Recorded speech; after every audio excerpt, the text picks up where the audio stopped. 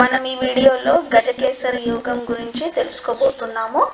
So గజకేసరి యోగంలో గురుచంద్రుల కలయికని గజకేసరి యోగం అని అంటారు.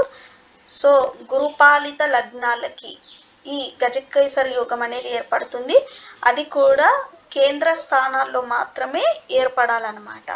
సో ఇక్కడ లగ్నము మేష లగ్నం అయింది. కేంద్ర స్థానం 1, 4, 7, 10 కదా. సో 4వ స్థానంలో 4వ రాశిలో గురుచంద్రుల కలయిక అనేది ఏర్పడుతుంది. ఇక్కడ ఏర్పడింది.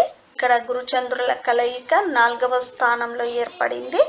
సో ఇక్కడ గజకేసరి యోగం అనేది ఏర్పడింది. అలాగే ఇక్కడ లగ్నాధిపతి ఎలా ఉన్నాడు అది కూడా చూసుకోవాలన్నమాట.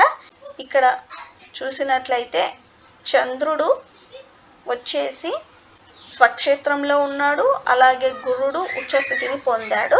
అలాగే మనము వచ్చేసి లగ్నాధిపతి ఎలా ఉన్నాడో చూసుకోవాలి. గురువు వక్రించిన ఈ విధంగా ఉన్నప్పుడు గజకేసరి యోగం అనేది ఏర్పడదు. ఇది గమనించుకోవాలి. ఒకవేళ వక్రించినా కూడా 30 రోజుల లోపు స్ట్రైట్ అవ్వాలి అన్నమాట.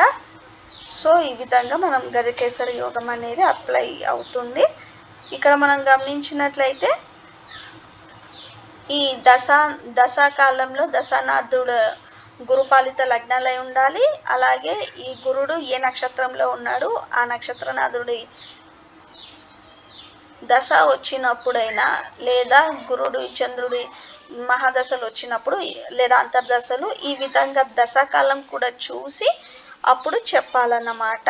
అప్పుడు వచ్చినప్పుడే ఈ గజకేసరి యోగం అనేది అప్లై అవుతుంది. లగ్నాధిపతి బాగుండాలి.